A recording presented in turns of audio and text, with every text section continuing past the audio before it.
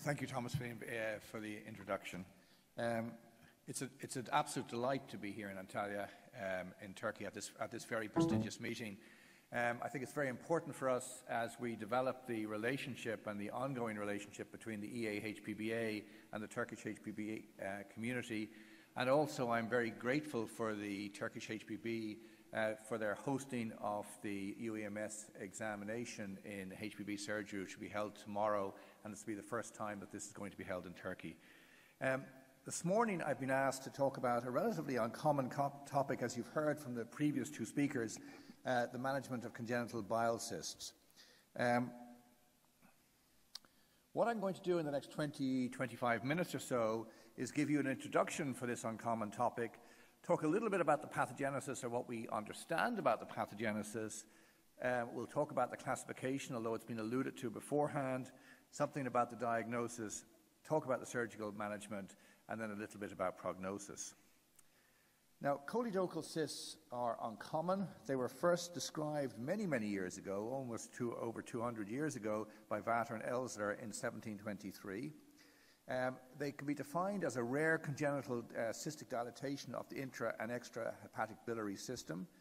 The incidence appears to be increasing, but this may be due to the increase in axial imaging, particularly in adult populations. But there's very much a dichotomy between the Western communities and countries such as Japan. In the Western communities, such as Europe and North America, the incidence is between 100 and 1 per 100 to 150 live births, whereas in Japan it is being noted to be as high as 1 in 1,000 live births. It seems to be a female to male predominance of 4 to 1, and in children there's a classical triad, as I will mention, but as I also mentioned, that it's been increasingly diagnosed in adults. 80% of congenital choledochal cysts are actually seen in the infants and the pediatric population, particularly in the first decade of life. I'm actually going to concentrate my talk, my practice is entirely an adult practice, for adults over the age of 18, who will present with a myriad of symptoms such as abdominal pain. They may present with biliary lithiasis, jaundice, or the complications of biliary lithiasis such as cholangitis, pancreatitis, malignancy, or many now are being presented as asymptomatic. In our practice, between 45 and 70% of patients actually present with symptomatic cholelithiasis. Now, the pathogenesis is unclear. There's a certain group, particularly in the pediatric group, which occur as a malformation of the ductal plate. There's also, this is also thought to be the cause in Caroli's disease, particularly where you've got polycystic kidney disease, and this is also associated with an autosomal recession in the PDK1 gene. However, the majority of choledochal cysts are considered to be acquired due to an abnormal pancreatic biliary junction, which in the normal population is rare, occurring in less than 1% of patients. Now, the pancreatico-biliary maljunction can be defined as a long common channel which has the insertion of the common bile duct, which is greater than 15 millimeters from the ampulla of Vater. And Coney defined 3 types: type 1, type 2 with an angle, and then type 3 where you've got both the Werson and the Santorini duct as well. This occurs in about 2% of the population, as I mentioned. However, in 80 to 95 or 96% of patients with pediatric choledochal cysts, this has been seen to occur. Now, what's significant for this? Well, what happens is you end up with reflux of pancreatic juice into the bile duct, which leads to chronic inflammation, biliary dilatation, stricture formation, stasis within the duct, and then abnormalities within the mucosa, which lead to malignancy. Now, the cysts were first classified in the 1950s. However, the classification we commonly use today is the classification of Tadani, which was described in 1977. And as has been mentioned by other speakers, it's classified into type 1, type 2, type 3, type 4, and type 5 cysts. Type 1 is further subdivided into a saccular cyst, a segmental cyst type 1b. Saccular cyst, the cystic duct goes into the cyst. And then you've got this type 1C, the fusiform cysts. Type 2, which occurs in about 2 to 5%, is really a diverticulum of the common bile duct, supraduodenal-wise. Type 3, which occurs in about 4%, is a choledococele. It's intraduodenal and it's right at the ampullary. And it could be argued that this is not a true choledocal or congenital cyst. Type 4, as has been mentioned, is divided into type 4A, type 4B. Type 4A is when you have intra and extrahepatic cysts present, and type 4B, which is the more common, where you've got multiple extrahepatic segmental cysts. And then type 5, as has been mentioned, occurring in less than 1%, is the intrahepatic cysts, which is classified as Caroli's disease. Now, it's interesting to note that if you look at the type 1, it's type 1A and type 1C are associated with the aberrant pancreatico-biliary junction, as are the type 4A. And it's of interest that these are the three major types in which malignancy occurs. It's also of interest in the type 1 cyst, you've got to be aware of the fact that you may actually get intrahepatic dilatation as well, and this occurs due to biliary stasis. The vast majority of the cysts that we see in practice, though, are type 1, with the next common type being type 4A. And this is shown here in a paper presented a number of years ago in JAMA Surgery by Suarez and colleagues from Hopkins, where they looked at an international multi-institutional database going over a 30-year period. They had 300 patients, the majority of them adults, although a good number of children, and as you can see, the vast majority of patients either had type 1 or type 4 cysts. This is a recent paper from the French experience, again going through the same time period of 1975 to 2012. They identified 263 patients in this database. And what's interesting is when you look at the symptomatology of this, these are adult patients. When you looked at the symptomatology of this, the majority of patients presented with abdominal pain, a quarter had jaundice, a quarter cholangitis, and a quarter pancreatitis. They also noted that there was an abnormal pancreatico-biliary junction seen in 70% of their patients. Now, they defined the abnormal pancreatic junction a little bit different than Coney, in that they described an intrabiliary value of amylase greater than 8,000 and the length of the common channel not of 15 millimeters, but greater than 8 millimeters. So a slightly tighter diagnosis. Now, it's very interesting when you look at the experience from Western countries and compare it to Southern Asia, or to in this case, the Egyptian experience. And what you see there in about 350 patients between China, Hong Kong, Pakistan, Singapore, and Egypt, you actually look down here at the aberrant pancreatic duct junction, that they're much less notable. In the Pakistan experience, it was about 20 to 25%. In the Egyptian experience, it was less than 15%. The others do not report significance. But it suggests that this aberrant pancreatic junction, which causes this cystic dilatation of bile ducts, may not be ubiquitous across all junctions. Now, I'm not going to spend much time on radiology, as we've had two very elegant talks, both on radiology and endoscopic ultrasonography, and I wouldn't want to embarrass myself by trying to talk about that. But there's a few points I want to make. The first is that when you're faced with a patient who presents either with abdominal pain, obstructive jaundice, or symptoms of cholangitis, and you see that they may have an abdominal mass, and you want to make a differential as to what that mass is, well, it's going to either be a pancreatic cyst, hepatic cyst, or a renal cyst. And the way we do that is this algorithm going from transabdominal ultrasonography to computed tomography to MRI, and then on to endoscopic ultrasound. And rarely has been mentioned using ERCP as a diagnostic modality, more as a therapeutic modality.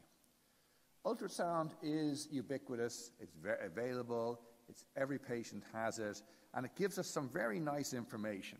It'll give us information about the dilatation of the common bile duct and whether or not it's over or less than 10 millimeters. It can tell us whether the cystic lesion is separate from the gallbladder, and occasionally it'll be able to tell us that we're dealing with a type 1A cyst, in that there's a connection between the cystic duct and the gallbladder. What's also interesting is that transabdominal ultrasound can actually show whether or not there are some worrisome features within the cyst wall, such as thickening of the wall or irregularity of the wall. What it clearly doesn't do is it doesn't tell us anything in the vast majority of cases as whether or not there's an aberrant pancreatico-biliary junction. So the diagnosis of a congenital bile duct cyst is in the main based on two investigations, computer tomography and more commonly MRCP. And this is an example of taken from Suarez's paper from Jack's.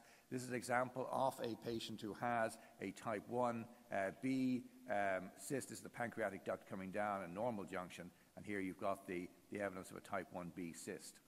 And on MRCP, you can see the pancreatic duct, gallbladder here, and again, you can see the fusiform dilatation of the common bile duct.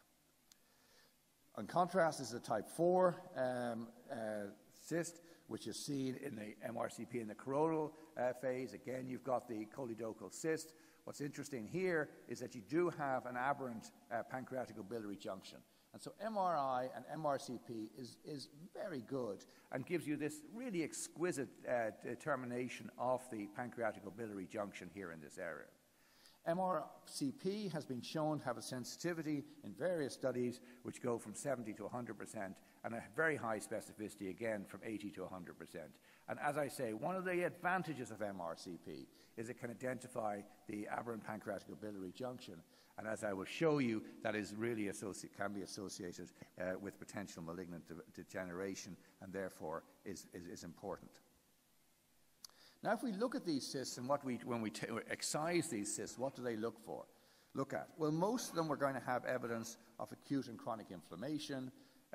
There's going to be, this is the inflammation here, there's going to be mucosal dysplasia, which is going to be seen here, and there'll be a degree of fibrosis. Now, it's interesting when we look at the various different types that they have different histopathological features. The type 1 and 4 lack any biliary mucosa, whereas type 2 resembles a gallbladder duplication, which goes to the point that these have low incidence of malignant degeneration and look almost more like a duplication or a diverticulum. The type 3 are lined by duodenal mucosa, and again, this suggests that these type 3 or the enteroceles may actually be a different disease entity entirely. And type 4 may have a fair degree of hepatic fibrosis. What is also known is that the histopathological changes change with increasing ages. As you get older, you're going to see more biliary epithelial neoplasia and epithelial metaplasia. And there's also a risk of malignant transformation. In the infants and children under the age of 10, the risk of a malignant transformation is probably, or malignancy being seen in the choledochal cyst, is probably less than 1%. But as you get older, and as you get over 50 years, that instance rises to between 30 and 40%. So that's quite significant. The type of malignancy is interesting in that the majority, as I will show you later, are cholangiocarcinomas, although 20% of them can be gallbladder cancer. And what is interesting and alluding to is that in 60 or greater than 60%, the patients who have malignancy have associated abnormal pancreatico-biliary junctions, going for the type 1 A and C and the type 4 A cysts. So what are the principles of surgical management for these choledochal cysts? I think the first is that complete cyst excision. In early days, it was cyst decompression to relieve the symptoms. I think now we're focused on if patients present, you deal with the presenting complaint, be it pancreatitis or cholangitis, you would settle that down, and then you deal with the cyst and you try to excise it. And then you've got to perform an effective reconstruction, because we know that if you incompletely excise these cysts, you're going to get recurrent symptoms, and also you're going to expose the patient to a greater risk of malignant transformation. So in general terms, how do you deal with it? Well, with a type 1 cyst, I think the majority of people will go for an extrahepatic duct excision and then a reconstruction. In early days, a hepatoduodenostomy was favored. However, it became apparent, particularly in the Asian literature, that there was a higher incidence of gastric cancer in these patients. So this has fallen out of function, and the majority of patients would do a hepatoduodenostomy reconstruction and a full cystectomy.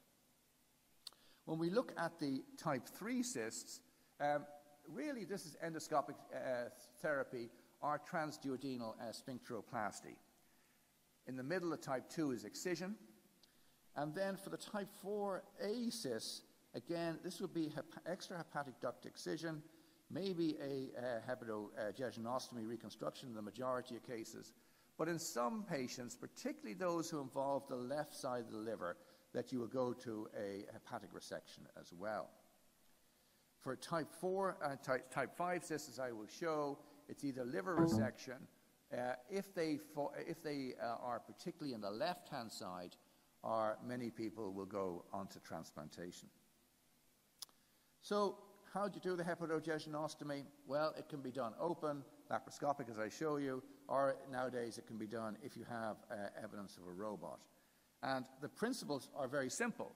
It's wide excision to a negative margin of the cyst. It is then a creation of a suitable rule limb.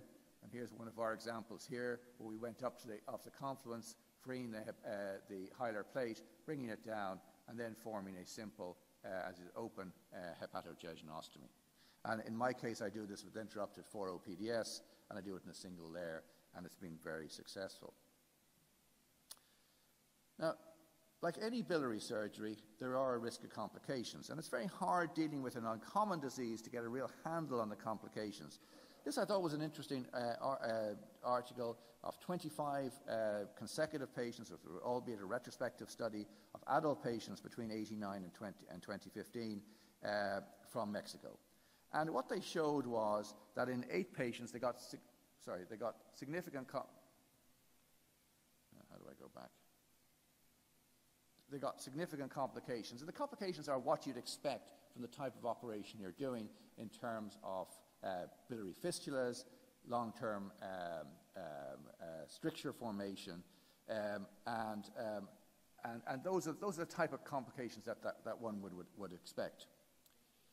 Laparoscopic resection has been done more and more. We've had limited experience in our institution of doing it, but particularly for type 1A cysts, it actually is quite doable. This is a nice study that was published in the World Journal of Surgery a couple of years ago from Tamil Nadu in India. It's again a retrospective study, but a significant number of patients, of 114 patients. Now there was a group of patients in the pediatric and adult group, but I want to focus on the adult group here to show you that these patients do present with a typical pain. 50% had pain, but again, the incidental findings were a third of their patients presented with incidental findings. The vast majority of patients were type 1 cysts, although type 3 cysts were present. And the procedure that was done in adults is a hepatoduodenostomy. So hepatoduodenostomy is the procedure that's done in the adult population, as you can see, compared to the children. Operative time is quite significant. Conversion rate is actually very low. It was only 5%, and the complication rate was very acceptable at 15%. And again, you can see the type of complications that they had, with a mortality rate of less than 2%.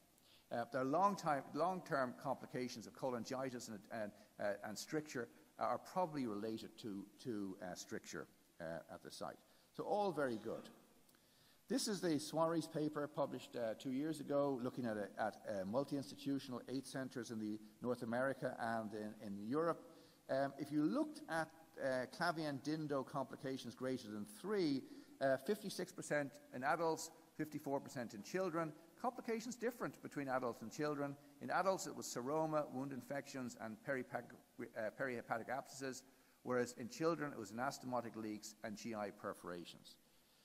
These procedures are not without a mortality. The overall mortality was 5.6%.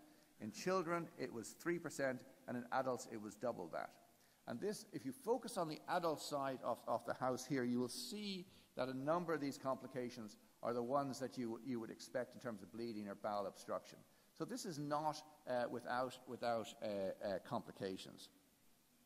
Again, when you look at the adults and look at the long-term complications, I want you to focus on this line here, which suggests that 75% to 77% of patients will not require a further procedure.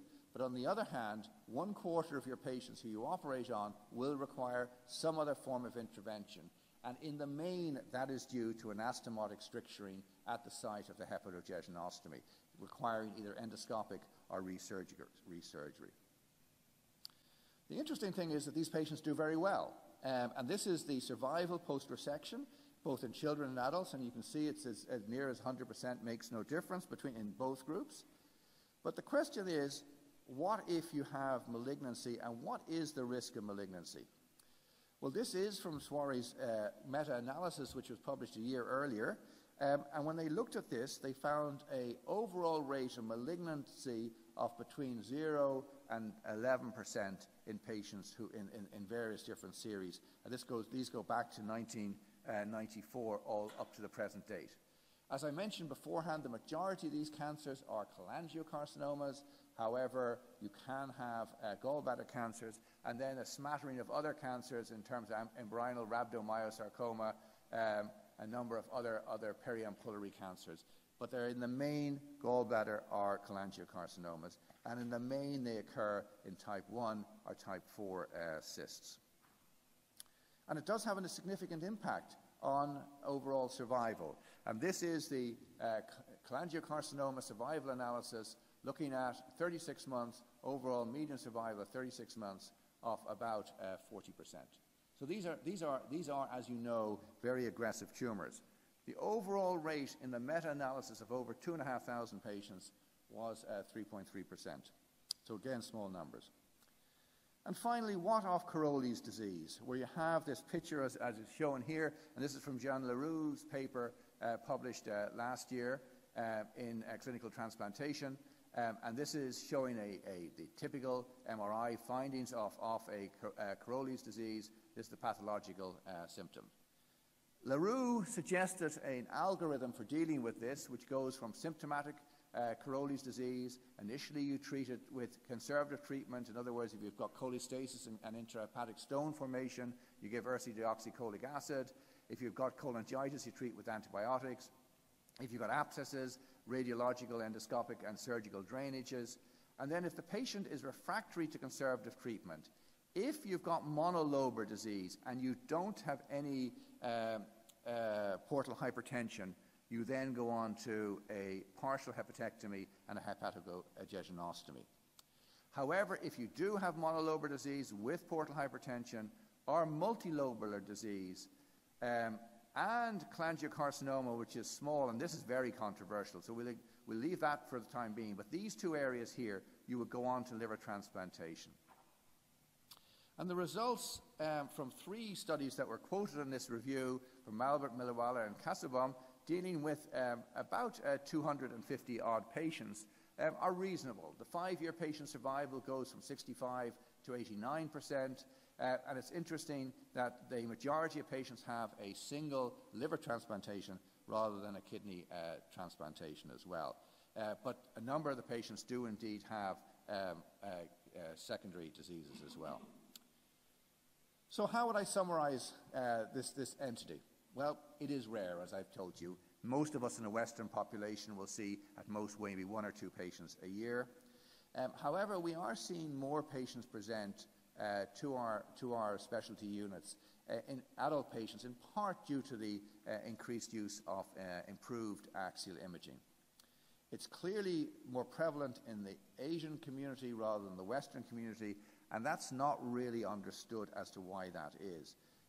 It's very often associated with an anomalous pancreatico-biliary junction, but as I showed you, there's a little bit of a dichotomous view here, because on the one hand we say that 60% of patients or 70% of patients who present with malignancy will have an anomalous pancreatico-biliary junction, and on the other hand I show you the evidence from Southeast Asia and Egypt, which shows that the incidence of AHPBA may actually be less than in the Western population. Is that diagnostic or is it true? We don't really know. Clearly, they can cause symptoms in adults such as cholangitis, pancreatitis, and malignant degeneration. and the treatment is complete surgical excision and reconstruction as indicated. And as I mentioned in the last 2 slides, type 4 disease may require transplantation. So again, I'd like to thank you for the pleasure of the floor. I'd like to just note that there's another E-AHPBA postgraduate course being held in Athens next week, and I'd like to invite you all to the E-AHPBA World Congress, which will be held in Geneva, Switzerland in September of next year, at which time there will be another UEMS HPB examination. So again, thank you very much for your attention.